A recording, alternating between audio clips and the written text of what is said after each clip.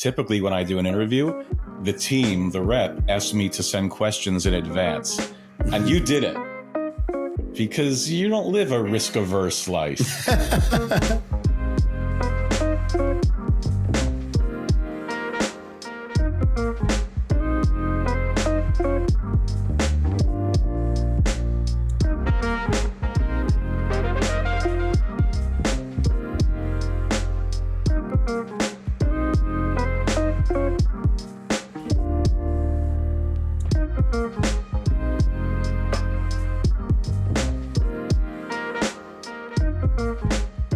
We both grew up in the New York area. Our parents are accountants, and I was raised with a very risk-averse mindset. I don't think you were, but I'll let you speak. No, I was raised with that, but I didn't adopt it. I think, you go the same way as your parents do in terms of your belief systems, or the exact opposite way. I went the exact opposite way. So my parents were risk-averse. I embraced risk.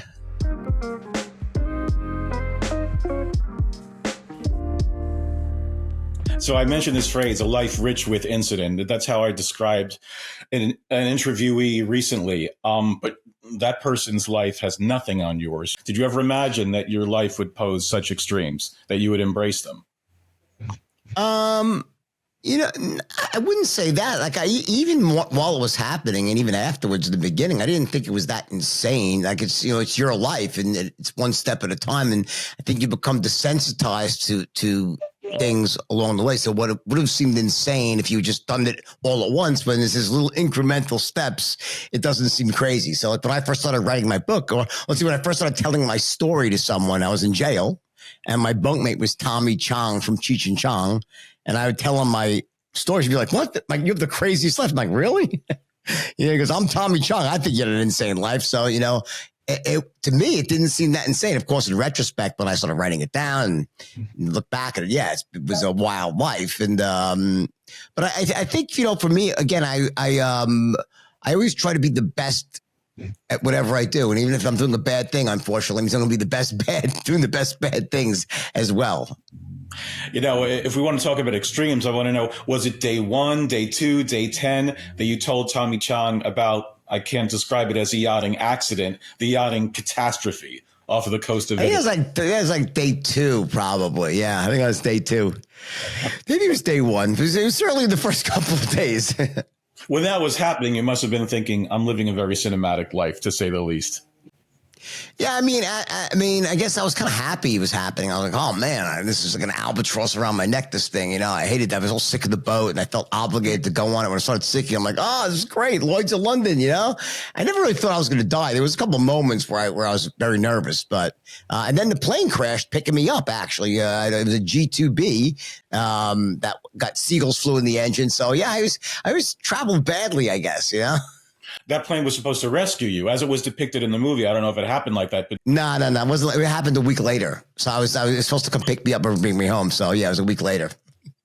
Was it as scary as it seemed? It was like full-on Poseidon adventure in the film. It was much worse. It was much worse than that because it lasted for like 18 hours. So it was a very long, drawn-out affair.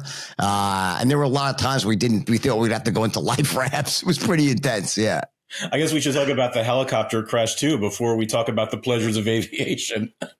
Yeah, well, the helicopter. Well, we actually pushed the helicopter over the side of the boat to make room for the Italian Navy SEALs to rescue us. But I also crash landed my helicopter many times in my backyard. I was, when you're young, you think you're invincible.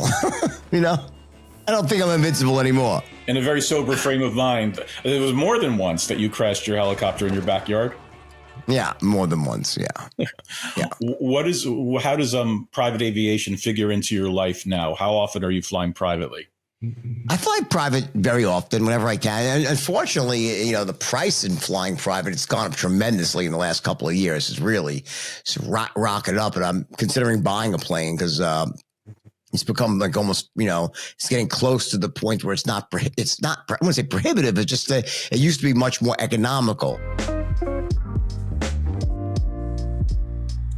So, of course, you go coast to coast in a Citation 10 or even a G4, which costs you $23,000 to $28,000 one way, and now it's twice that. it's really changed. Well, not twice that, but let's just say 50% higher at least. I've heard you say that before in interviews about the expense, and that's the first thing that would surprise a lot of people, that you're ever worried about expense at this point. No, I am. I mean, I am, again, because I fly for business.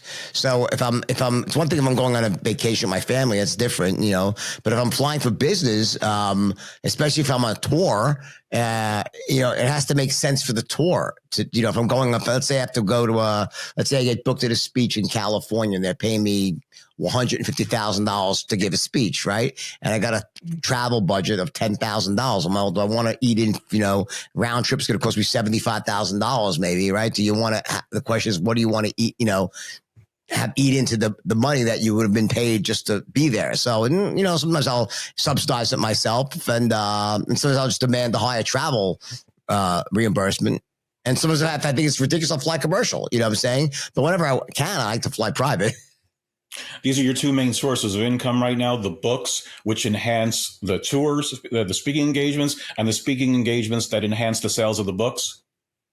No, mostly my biggest sources of are from consulting for companies. That's my biggest source of income. Yeah, by far. Touring is great and everything, but yeah. How many days during the year do you think you're giving a motivational speech? I would say maybe like probably 50 times a year. Among your audience members, how much of the interest is the starstruck factor, and how much is it that people really want financial advice or other kinds of life goals advice? I think mostly it's the latter. It's mostly advice they want. I think that certainly the brand and the movie helps people find out about me. When they're going to go buy a ticket to an event and pay their money, they're not just there to, I guess some people want to hear funny stories, which is, like that's some people, but I think far and away the vast majority are looking for advice in terms of sales or financial advice or entrepreneurship advice, motivation. So I think that's the vast majority. So Leonardo DiCaprio and Warner's won the bidding war for your property to tell your story. Were there other actors in the mix who could have played you? Yeah, Brad Pitt. Brad Pitt was also in the bidding, and as was Mark Wahlberg too. Interesting. Yeah. How well did you get to know Leonardo DiCaprio? I mean, in terms of teaching him how to be you. Very well. We spent about a year together, a lot of time. And some of it was just social. Some of it was preparing certain scenes of the movie and going through the script and ironing out certain things that were inconsistencies. We thought that could be made better. But we spent a lot of time together. Leo was very diligent. He didn't, he's talented naturally, but he prepares and doesn't leave anything up to chance. A lot of people may feel that the events were exaggerated, but I read, and you can confirm or deny, that Random House actually had you pull back.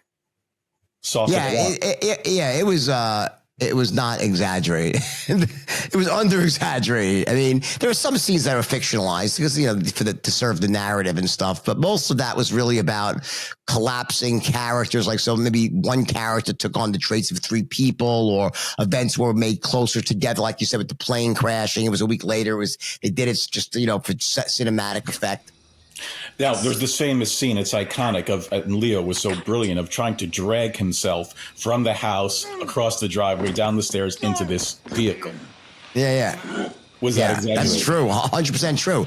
No, 100. The only change is that it wasn't a Lamborghini, it was a Mercedes, but everything else in that scene is 100% true. And how did you teach him to be an amazing salesman?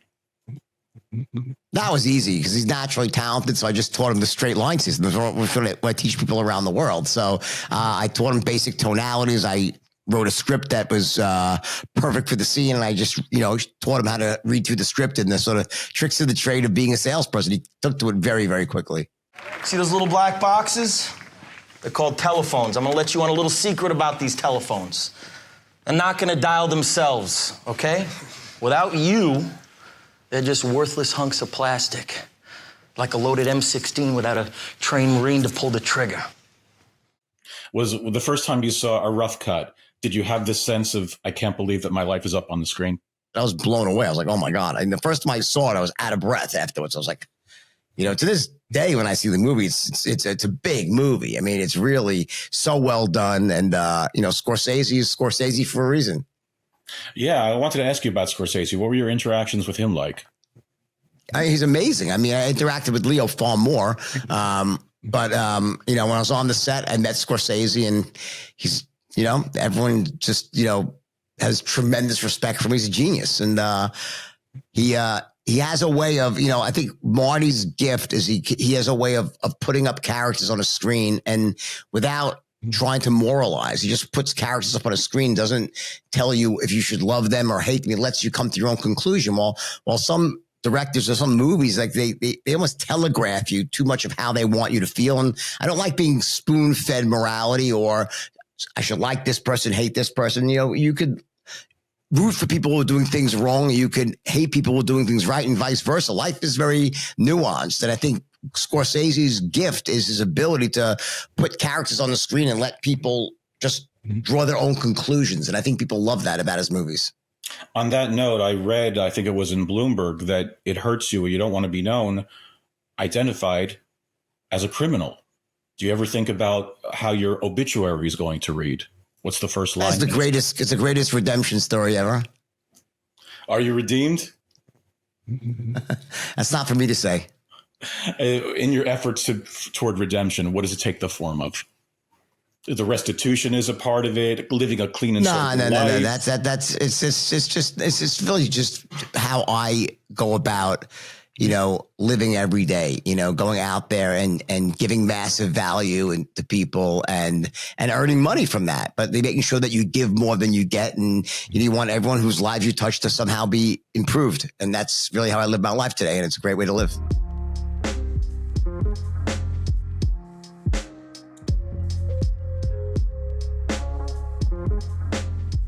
How do you motivate people during your speaking engagements? What are the kinds of things that people respond to most?